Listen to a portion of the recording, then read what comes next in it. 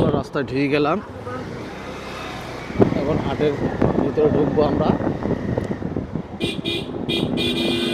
চলে আসছি হাটের কাছাকাছি। আমরা খাবো ডলার মামার কালা ভুনা। এটা ডলার মামার হোটেল। হ্যাঁ, ডলার মামার কালা ভুনা।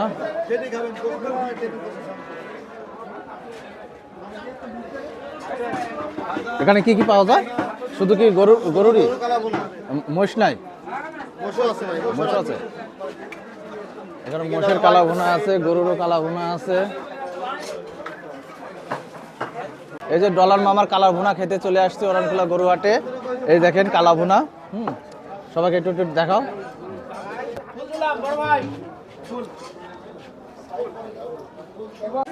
ডলার মামার কালা ভুনা খাচ্ছ হোসেন? খাও খাও। তোদুল কেমন লাগছে?